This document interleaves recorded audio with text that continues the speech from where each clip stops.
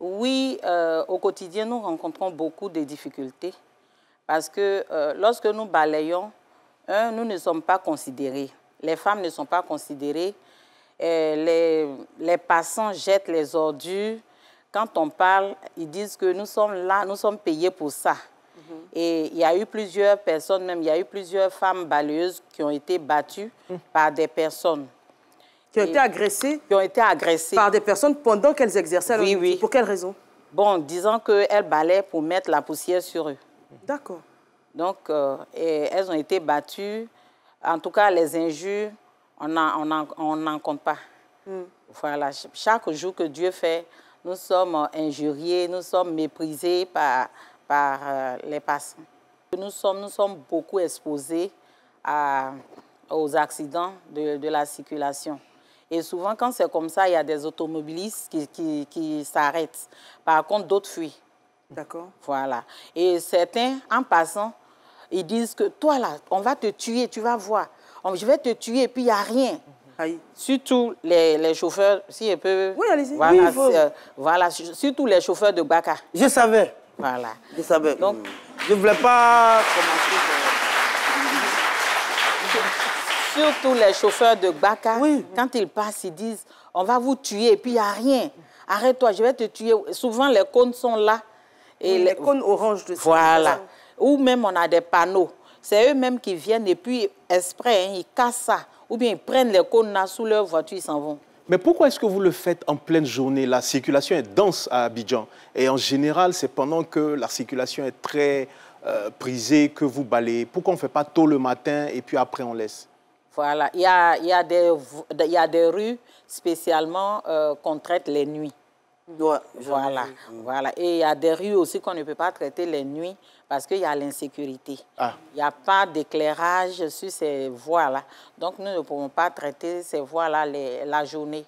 Des dames qui sont, vous l'avez dit, victimes d'accidents, qui se retrouvent dans des situations d'invalidité, certaines même perdent la mort. Est-ce que vous êtes assuré, vous avez une assurance santé ou une assurance vie?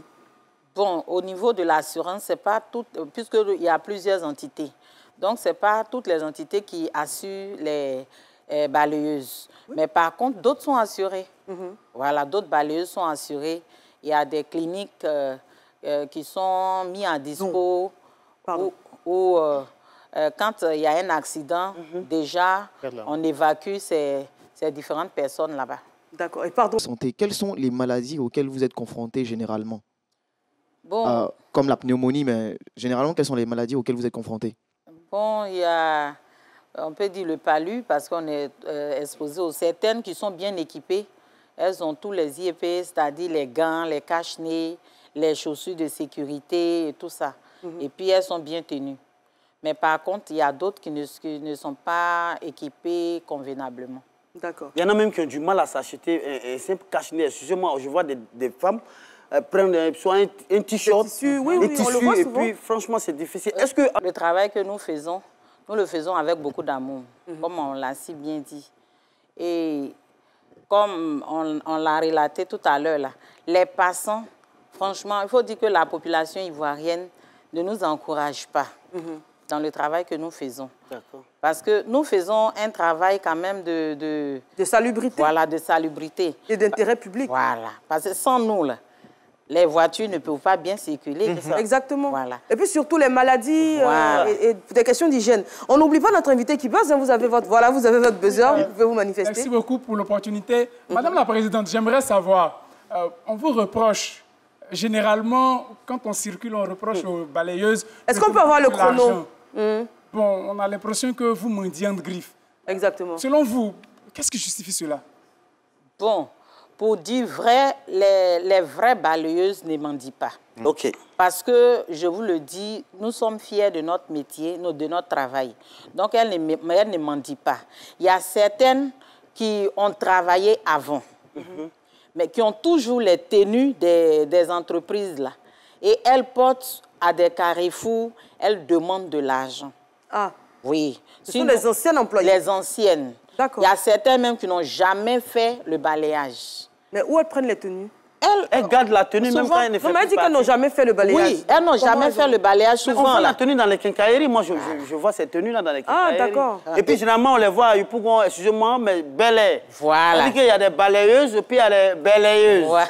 Donc, c'est... Ah ouais, je comprends maintenant. Ouais.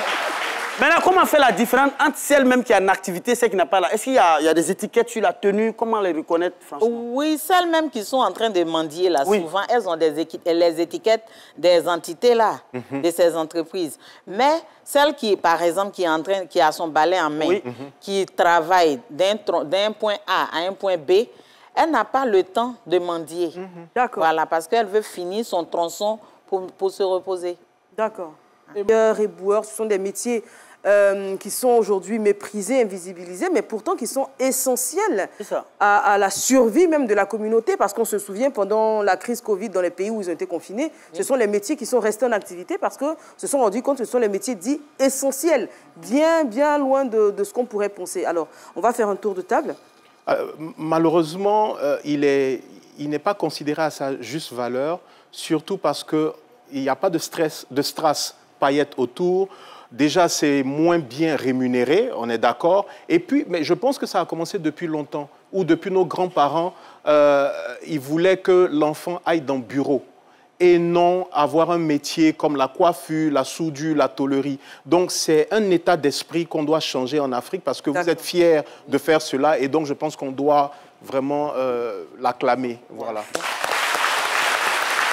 Eva, vous le disiez, c'est un métier d'intérêt public et moi je pense qu'il doit être autant valorisé comme que le métier de policier parce que je vois mal en fait un conducteur dépasser un policier lorsqu'il arrête. Vous voyez, la dame elle est en train de faire son boulot, vous devez vous tenir en fait à lui permettre en fait de faire ce boulot-là de manière confortable. Aussi, je voulais aussi dire que toutes ces entreprises-là, parce que lorsque je vous écoute très chère dame, j'entends que en fait certaines entreprises vous apportent de l'équipement, vous apportent des soins de santé, voilà, et d'autres ne le font pas. En fait, il faudrait en fait que les autorités compétentes aussi essaient de jeter un regard sur toutes ces entreprises-là pour essayer de normaliser, régulariser le secteur. Oui, je vais aborder dans le même sens que vous, Alucine. C'est vrai, les autorités doivent jeter un regard. Parce que c'est moment, quand on dit les hommes, les grands types sont dans le bureau pour dire le pays est propre, la Côte d'Ivoire est propre, on est classé. Surtout pendant la dans la propriété.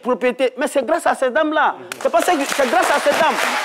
Donc, si aujourd'hui, parce que souvent c'est ça, quand on dit que le pays est propre, ça donne bon nom au pays. Quand on vous reçoit bien, et puis souvent, il y a des bonnes collaborations. Donc, c'est des dames, il faut les respecter, il faut aller vers ces entités-là pour qu'on puisse comment on les appelle, les trucs d'assurance, les assurer. On va prendre une minute. Voilà. D'accord,